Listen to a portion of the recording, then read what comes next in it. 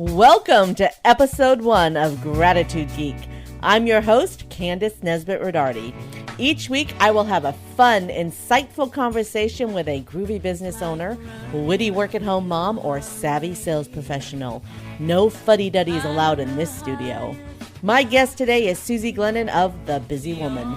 Susie has been an entrepreneur since she was just 13 years old, and she started her own babysitting service. She is the owner of The Busy Woman, offering downloadable daily planner pages, plus encouragement, organization, and time management tips in her Busy Woman blog. Susie enjoys writing, public speaking, plunking on her guitar, and traveling. Her wish for you today is to learn to set realistic goals that are obtainable, let go of guilt associated with not obtaining your goals, allow yourself time to reassess your goals, and find someone to help hold you accountable.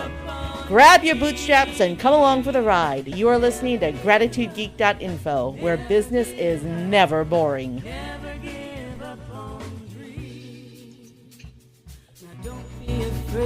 Kandas Rodarte here, and I'm with Susie from The Busy Woman. Susie Glennan, The Busy Woman. And we're going to talk to you a little bit today about New Year's resolutions and why they are a very bad idea. When Steve Jobs was alive, he used to get together with 100 of the top minds in his company, and they would all they'd get together at a retreat, and they'd come up with ideas on the things to work with for the next year. And they'd start out with each of them providing 2 or 3 items, and they'd have this long list of 300 great ideas. And we're talking about the smartest people around. And I'm not exactly sure I have all these facts right, but let's just get to the gist of it. Okay. Okay. From that list of 300 really good ideas, they would narrow it down to 20 good ideas, and then they'd narrow it down again to 3 really good ideas. And so that's what Apple would work on for the next year, was those 3 really good ideas that they found when they got together at their retreat. But they started with a lot and narrowed it down to good ones. And there were some extremely fabulous ideas that they left on the table because they only wanted to focus on 3. And that's my point. I don't think resolutions are a good idea. I think that goals and succinct goals and only a few is the best way to handle your New Year's resolutions. What do you think, Susie? I agree and I disagree. Write down all those ideas. Have an idea book.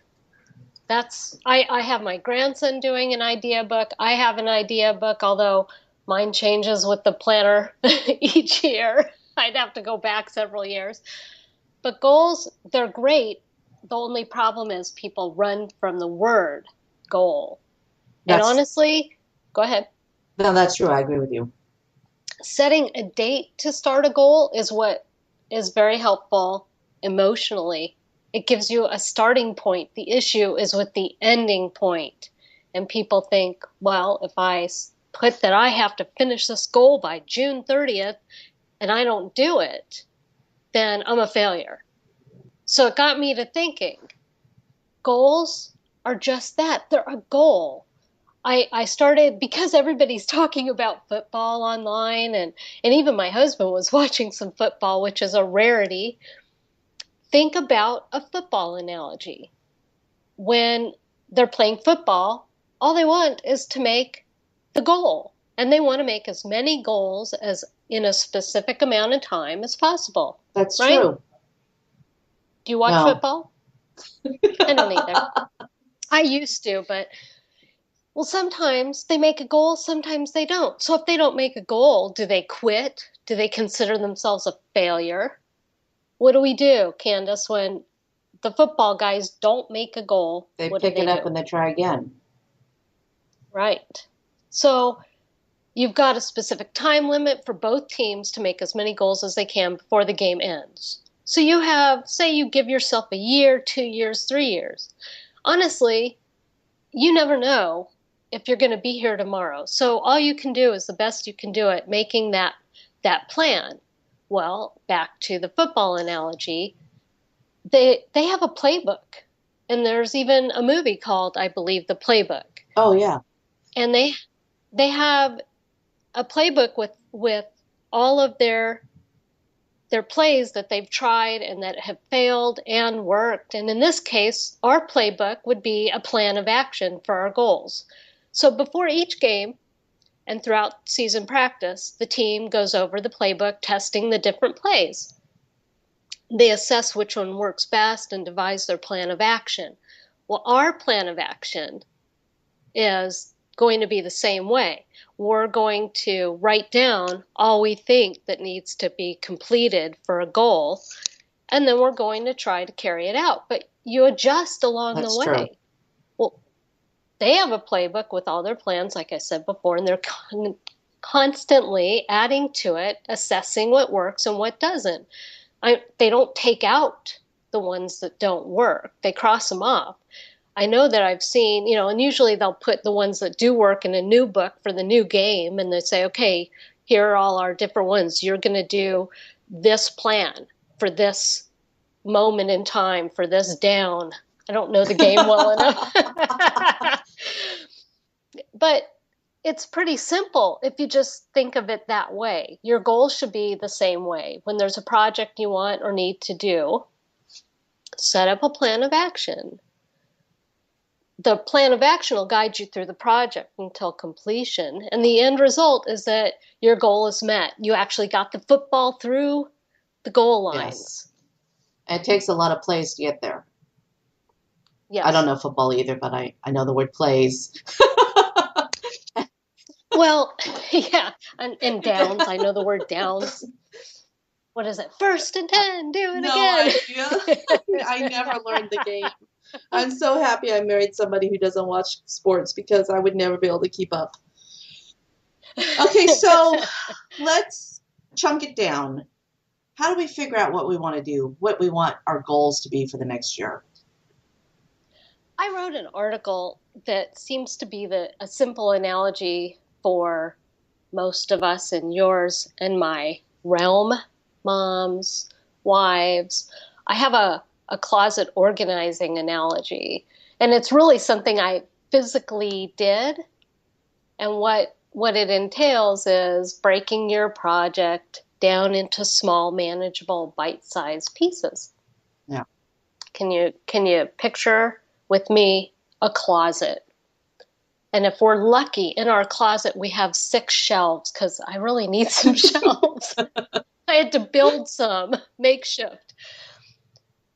So when you're planning that goal of getting your closet organized or your office or this or that, you take each piece. You have to step back, get out of the forest to see the trees. So I stand at the door. I've done office organizing at home, at a physical job where I leave and go over to a different building. I have done my closet. I know you've done it. You have a neat, cute little office in there. So stand at the door or your closet door, your office door, and you look at the whole picture. And you just kind of mull through your mind where you want everything to be so that it works best for you. Everyone's is going to be different. So in the closet organizing analogy, say there's 6 shelves. You're going to say, okay, my schedule's real full this week. I'm only going to do this 1 shelf. Next week, I have a lot of free time. I think I'm going to do the racks of clothes. And if I have a lot of time left over, I'll do this shelf. The difficult part for a lot of people, unless you're really just on it and you know your closet really well or you know your office really well, is getting the minuscule details down. What do you want to do with all those hanging clothes? Some people like them by size, some people like them by type, some people like them by color. You see where personality and your own likes come into play? So managing those bite-sized pieces. Okay, I can do a shelf this week and I can do the hanging clothes next week. I have more time, so that means you're going to go through the clothes, sort them, and put them where you want them. And that's quite a bit of rearranging in most closets. And if you have more time, do a shelf. Now, the following week, you might not have as much time, so you're only going to do another shelf. Or maybe you're just going to figure out the height of your shoes and which shelves they fit on. But do you see the details? Yeah. I really wanted new hangers. So I went out and got pink hangers for me and brown for Steve, and I did hangers. I did certain hangers for the shirts, certain hangers for the pants. And having that And tool that's made it seem more manageable because you knew what the objective was in the end. Yeah. correct. I think that's the get key to really setting a goal and making sure that it gets done, is that you figure out what you want the end result to be. And then you take small steps towards the end result. So with their Correct. closet analogy, the end result is that the closet looks fabulous and everything is more neat and organized. And you know where you're going to reach into that closet to get what exactly. you need. And it just takes, one day at a time to get to that end result. I don't know if you know that I, by nature, I'm not a type A. I appear to be a perfectionist, but I wasn't raised a perfectionist. I was a messy as a kid. And it was because I was living with a perfectionist that I learned. And he actually taught us how to do it all. And not all three of us in my family, all three kids, are clean freaks or perfectionists, which is really funny. But it's a sense of control and a sense of completion. It's a lot of psychological, and then it's a lot of saving time. And for me, I had 3 kids. I was homeschooling and working. I needed to be able to have everything orderly so that by the time Steve got home, I would have dinner on the table. I'd eat a bite, say goodbye. I'd go to work and he'd take over. And it's the same in every family per se. You need that extra time. And in order to get that extra time, you have to plan. And goals about planning and about what you want for your life in the future in 2014, in our case today, is what's important. Yeah.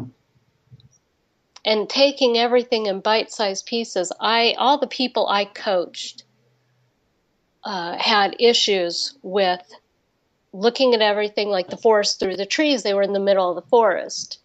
Or they had trouble because there was just too much and they were looking at the whole year and the whole picture and everything instead of, okay, here's my list of projects. What can I tackle? What can I handle? What do I need help with? What can I just throw off the list? Mm-hmm. So don't be unrealistic in your goals. Yeah, I agree. Set obtainable goals. When you get on a roll, like I've seen you do, Kandas, this last year, you have been incredibly amazing. You've been on a roll. You've just kept, brushing off any little setbacks and kept going and surrounded yourself with people who caught your heat, your fire, and they're encouraging you. And that's what we need to do in order to obtain our goals. That was one of my goals, was to surround myself with people that were positive and encouraging and that had similar, I don't even know the word. I have it written down somewhere. I'll have to find it and just put it in the show notes. But my goal was to surround myself with a different set of people. And I accomplished that in the last year and a half. I surrounded myself with a completely different set of people. And the people that were already in my life that had the same mindset that I had, they became more important in my life. And, we've known each other for 15 years? I think like 10 or 12, but yeah. A long time. Long time. And back in the day, really early on in our relationship, we would come together when we needed each other. There were times when we could needed support, wise counsel. Yeah, exactly. Well, we could share tips with each other because we had similar circumstances. But then we sort of fell apart. And then in the last couple of years, we've come back together. I think that's a lot of that is Facebook. Because, Yes.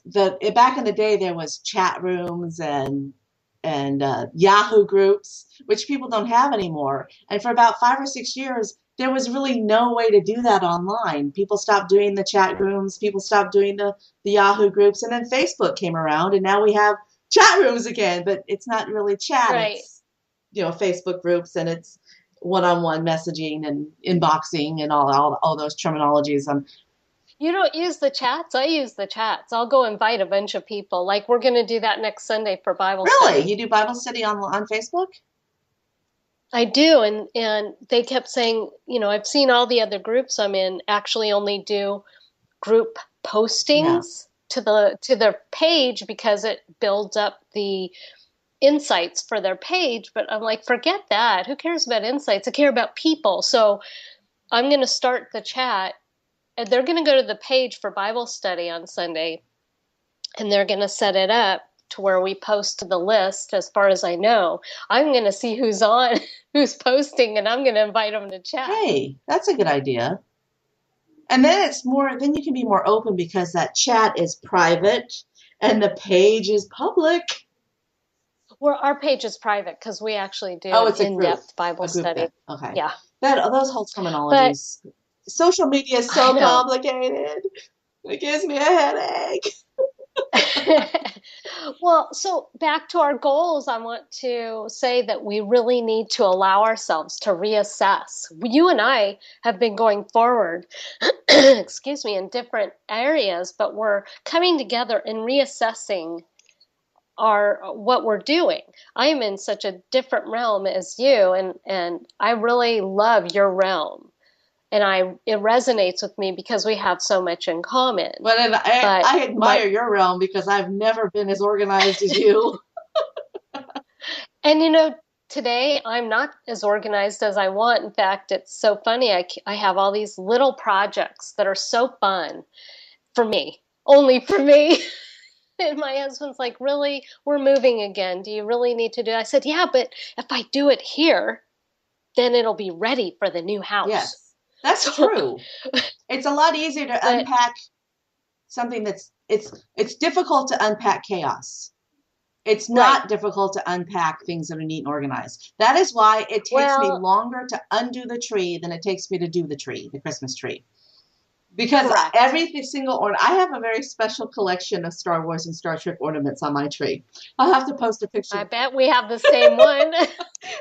I have like 20 of them. The ornaments have to go in the boxes, and then they go in their big box, and they have to fit in the big box a certain way. And I cannot unplug any of the ones that have light and sound until all the ones that do not have light and sound are off the tree, so that I can keep the lights on while I'm undoing the tree. I mean, I have a system, and it takes a couple of days to undo the tree, but it's worth it because next year when I pull out the ornaments again, they're all going to be organized. The lights are not going to be all in a tangle. They're going to be wrapped up and organized.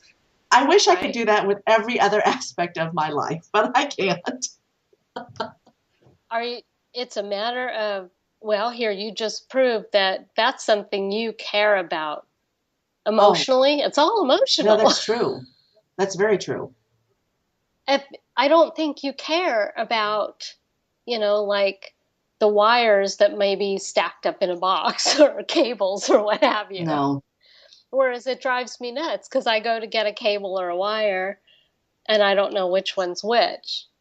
So that was my focus. But my husband has a valid point.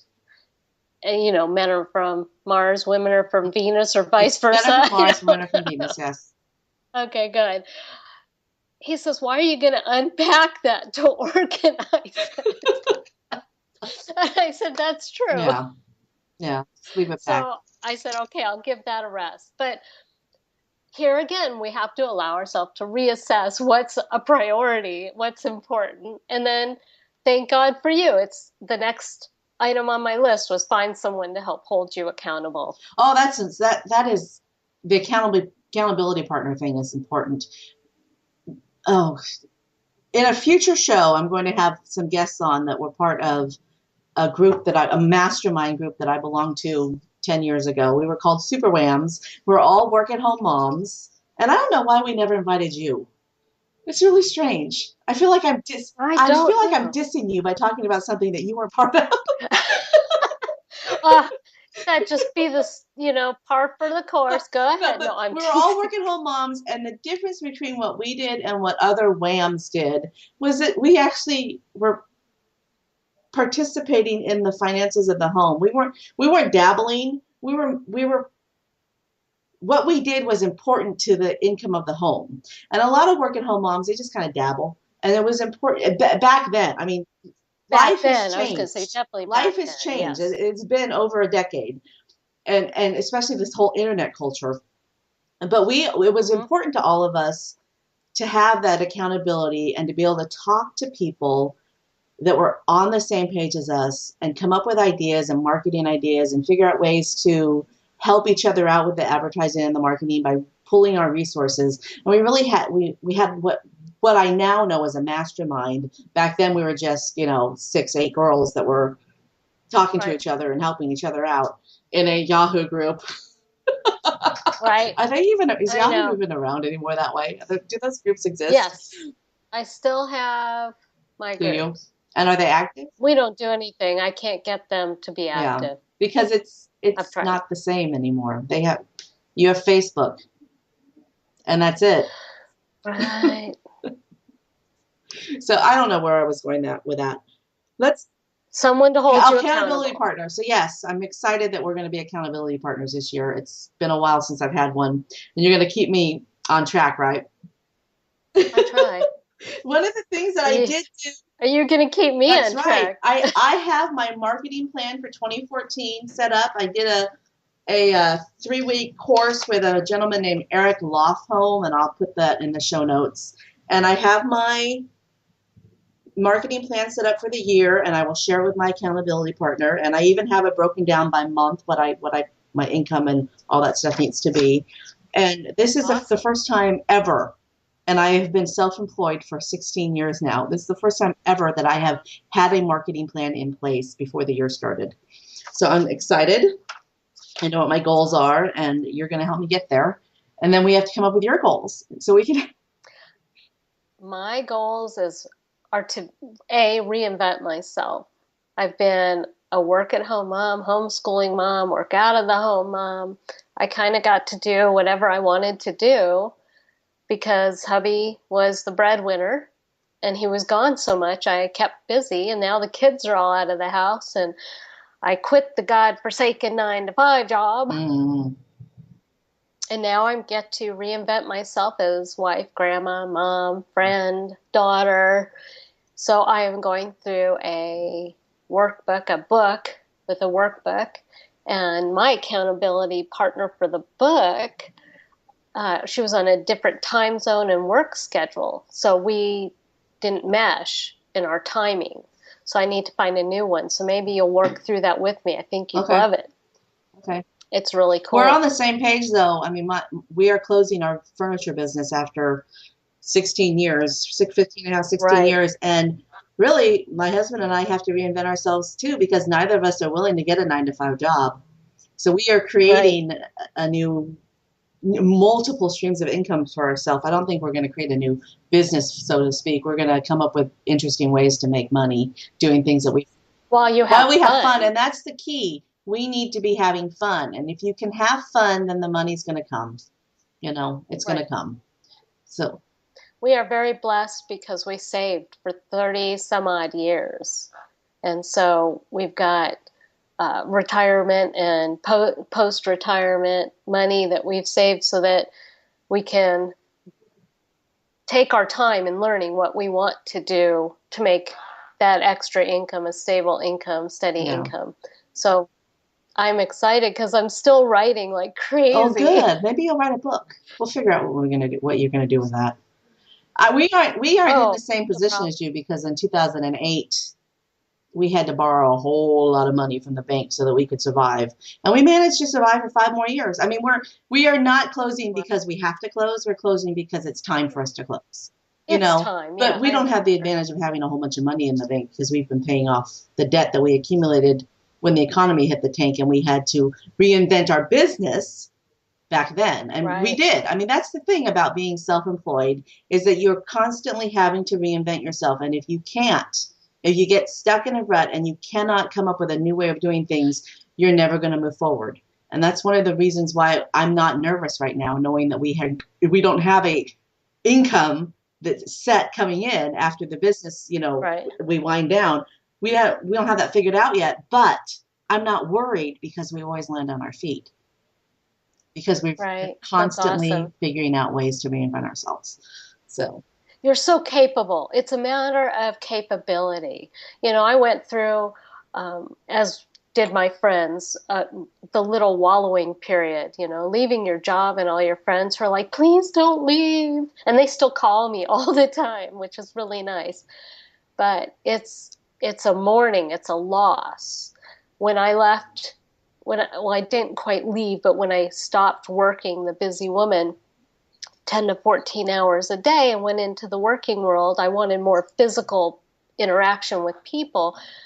I mourned that loss, but everybody kept me so happy and busy in that physical realm that was an easy transition, leaving the physical realm to come back home, and then being in the process of moving. All the kids have moved out now. The dog has been gone for you 5 have a years. seriously empty nest. You don't even have a dog. Nothing, Wow. nothing.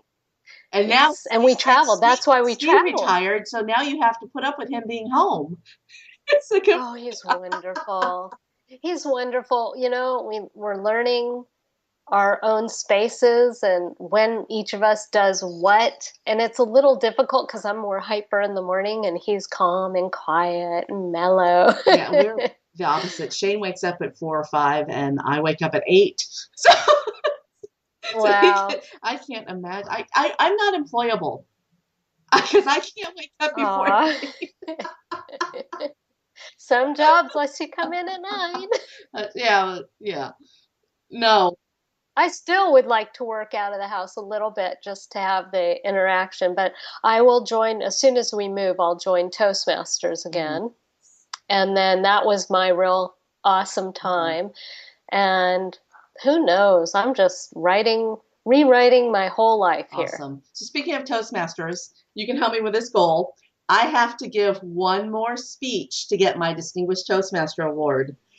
And I want to do that. Okay. I wanted to do it by December 31st, but I ran out of time, so I need to do it in January. And then... So does everyone on our chat want to know on our podcast? We'll go offline. And we'll talk about something, because Toastmasters is something that everybody who owns a business, and that's who's going to be listening, is people who own a business and want to improve their lives and learn to set goals and set it, yada, yada, yada. Toastmasters has been a very valuable tool in my arsenal, just like it has been for you. Too. You're right. I have become more comfortable speaking in front of small groups. I've always been comfortable if you put me in front of 500 people.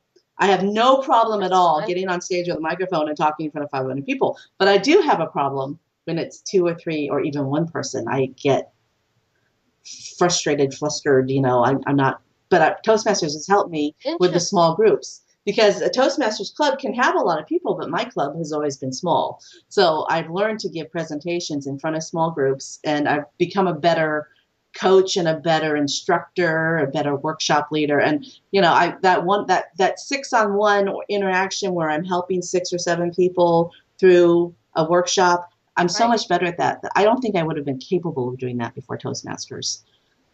That's awesome. So that's why I'm so determined to finish my Distinguished Toastmaster in January. And we'll have to do a podcast again next month and tell everybody I did it.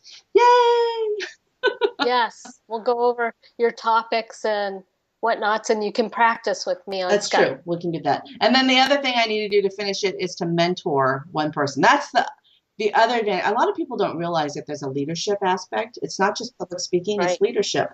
And one of the things that you need to do in order to achieve the highest, award in Toastmasters is mentor a new member through their first 3 speeches. And so I need to finish that process out too. I have a mentee that I'm helping, and she had a sick child, so she's been away, but she's coming back, and we're going to get that done. And then I'll get that. So you did your 2 leadership trainings? I did. Oh, yeah. I tried. Yeah. I moved. These we're going to have to do a whole show about Toastmasters? No. Well, we could do that too, about staying put in 1, maybe 2 houses over your lifetime and moving a lot over your lifetime. Makes a complete difference in your life as far as organization, time management, and extra time, more free time. That's true. It's a huge topic. We moved a lot when I was a kid, and we've lived in this house for 12 years. I don't want to move. I'm not willing to do it because we did it when I was a kid. I don't want to put my own kid through that. Right. So we're gonna let her finish. We'll let her finish high school, and then we'll figure out where we're gonna go. 3 more years. My poor kids have lived at every beautiful beach place we've wanted to live. Oh, so they're poor babies. Oh, They've lived at Pismo Beach and Ventura Beach and Thousand Oaks and Yeah, I miss the beach. So 2014, we're hyped. We're positive. Yeah. We're going to set some realistic, obtainable goals. We're going to allow ourselves to reassess and to fail and then get back on the horse. We're going to find an accountability buddy. I have to talk about that for 1 sec. Accountability buddies, very difficult when you're not in a local, close-knit group, unless you're living online all the time and you have another person who has like-minded interests who's living online all the time. I've been online since 1994, and I will tell you, it's hard. You all grow in different ways. If you both get married young, have kids young, go to college together, whatever, usually it's a lot easier and you stay living near each other. But I've seen it's kind of like, a ton of hourglasses stacked on top of each other. You're close, and then you're far apart, and then you're close, and then you're far apart. Because you don't live near each other. That, and like one of the girls actually lives near me and posted on Busy Woman when I said, grab a friend and go get a cup of coffee. You need time out of the house, away from the internet. And she clicked like, and I said, oh, heck, I should go get you for coffee next time. But she's in such a different world. She didn't even respond back. And I thought, well, she doesn't have kids. I have kids. She doesn't, and then I have the grandchild, and she's not married. I'm married. Yeah. All those things. So I think it's just, you have to find someone who will fit together with you like you and I do, because we have so many similar interests, and we both love our husbands. What a concept. Yeah. So topic for another day. Yeah, Do you think we bored the people enough? Or? Well, we're just at 31 minutes, so I think we have given plenty of information on how to set goals. We didn't talk about vision boards. A vision board is a way to set a goal visually without having to write it down, and I kind of like it. They work for me. What about you? They haven't worked. They haven't? For me. Not yet. Well, not yet. I used to be in Amway way back when, about 30 years ago, 28 years ago. And I had my vision board items on my refrigerator. And it just has never really worked for me that way. You know what works for me? Honestly, no, prayer. See, there's a way. There is no right way to plan and to organize. It's whatever works well for you. Right. It's all personality based. And whatever works well for that circumstance. Because I did 2 vision boards last year. One of them worked and one of them didn't. So, You know what? I think a vision board's just like goal setting. Yeah. You're putting out there what you want, and then it's what you spend that time working on. Those little bite-sized pieces that gets you to where you're going. You may, with 2 vision boards, you may have just had too much. Well, no, one of them I finished, and then I made a new one for a new goal. Yeah. Oh, gotcha. Yeah, it was pretty. How long ago did you make that one? Oh, September, October. I had a specific plan with a deadline on it, and I didn't hit it, but that's okay. It's okay. Right. Are you going to reassess? Go back to the playbook? That's right. You don't, just because something doesn't work once doesn't mean it's not going to work. It's like advertising. You've got to connect with 100 people before one person buys. And not only do you have to connect with 100 people before one person buys, but you've got to connect with that one person 8 times before they buy. Advertising is a numbers game, and it's the same way with setting goals. Not every goal is going to happen, because not every goal is really what you need to happen in your life. Right. And you have, for us and a lot of people, you have illnesses, you have, for me, I had a bad accident. Your kids, just everything's different. Everything's dependent on so many factors that when someone has a one size fits all book, I always just wonder, who is that actual market? Because it can't be one size fits all. Yeah, that's true. So I did want to tell you, I do have my breaking large projects into smaller tasks on closet organizing, quote unquote, on the website. Okay. I'll put a link to it in the show notes. Okay, great. It's under home and family. So yeah, The busy we'll get woman that under up. home and family category. Yes, in the blog. Perfect. And I actually have an article on reinventing yourself on my blog, so I'll put a link to that in the show notes too. That mine's going to be a book. I have a book on that because we purged 32 years of stuff. Wow. We're still purging, but I tell you what, if I own this house and I put everything away in a place, I don't have a lot of furniture. When we sold the last house, we thought, why do we have all this furniture? It doesn't, we had different sets. That's a whole nother story of organizing. So we got rid of everything that wasn't our new us. Simplification is a good thing. It was awesome. It felt so good. I can't tell you. So people started asking and asking and asking, where have you been? We're like, well, we're purging, we're reinventing ourselves. And they're like, how'd you get rid of so much stuff? So now if I were to put away everything, and if everything had a place, our garage would be almost empty.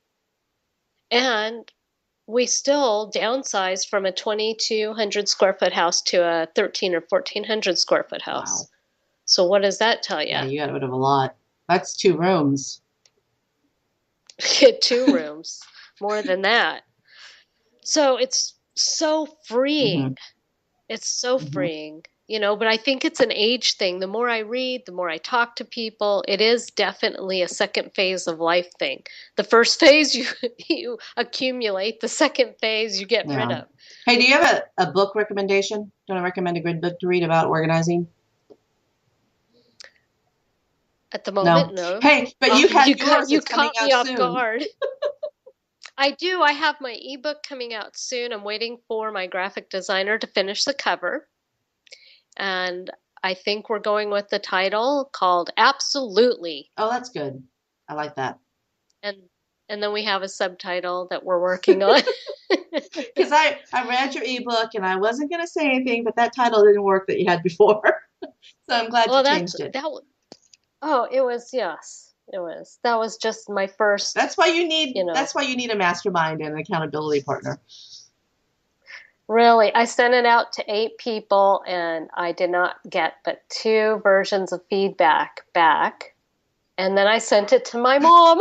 Mothers are honest.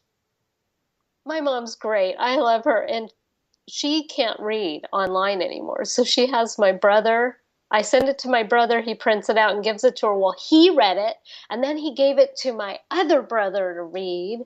And they were all telling, oh, my God, I love this book. And I'm like thinking, wow, really? You're men. Wow. And they're like, it's perfect for me. It really helped. That's good because men have a different way of looking at the world. And sometimes women get so caught up in emotion that they need the male perspective to remind them that, hey, that's not as important as you think it is. Well, it was enlightening to me because I didn't think it would. I wasn't really thinking of men. I'm thinking of our women, and because men think so differently. Because they're from Mars. So it was really nice. Little red guys. Well, mom told me about the title. She helped me with a couple of AM, PM. When I put it together, I was putting together pieces from various articles, and I usually jot down. I have a place where I jot down, again, breaking tasks into smaller projects, whatever. I lost my train of thought, but honestly, I just have a thought, and I will go open up the document and just put the thought down. Yeah. So I have a ton of running thoughts, but I actually was doing what's in the ebook. and I started writing it, but I also pulled in a bunch You're of thoughts. following your own advice. Right. Well, I didn't want to sell it unless I could follow it. And because of my new transition, I've actually been following it off and on for several weeks. And it really does help. But it, again, comes down to your emotional state of being. I wrote an article, How Fed Up Are You? You have to be fed up and ready for change. I'm in the process of finishing my workbook for a workshop I'm doing in a couple of weeks. And one of the worksheets I'm probably going to include as a download in the show notes. It's basically a place where you can put down 50 words that are important, and it'll be, the workshop is about public speaking, so it's 50 words about yourself. And I think that it's also a great tool that you can use for 50 words that describe who you want to be next year. Interesting. So I'm going to include that in the show notes too. All sorts of resources. This has been a really good call. We're coming up on 40 minutes, so we need to wrap it up. Any last parting thoughts? No, just love yourself so others will love you. That's what I'm hearing, my friends. I didn't love myself, and now I've learned to love myself. And I thought, gosh, maybe that's why I love everyone else so much, because I love myself too. Hey, well, I love you. My parting words are, have fun this year. Make this year your year to have fun. Because we've had, I'm tired of doom and gloom. Just have fun. Yeah. Ignore the news. Don't watch the news anymore. Make it your point to enjoy everything you do. And if you don't like something that you're doing, stop doing it. Yeah, I agree. Love yourself, have fun, and everything else falls into place. This is true. And surround yourself with beautiful That's right, people. like Susie. Oh, you too. All right, well, this has been Kandas Rodarte and Susie of the Busy Woman. And we'll talk to you again soon. Bye.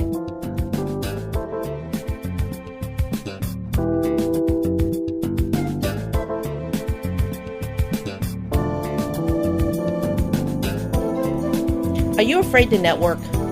Does the thought of sharing your product or service with others make your knees weak? Do you just want better results? Then you need to learn to break the ice. Join me, Kandas Nesbitt Rodarte, January 25th, 2014, from 9 to noon at the Power of Pink studio in Conroe, Texas. I will teach you the trick I used to wow the CEO of a highly sought-after retail brand when I was just 23 years old. In this hands-on, intensive workshop, you will learn 3 powerful ways to introduce yourself and your business to others. You will leave the On-Target Speaking Breaking the Ice workshop with 3 unique and personalized scripts that perfectly describe your products and services. The cost is just $25. Register today at gratitudegeek.info.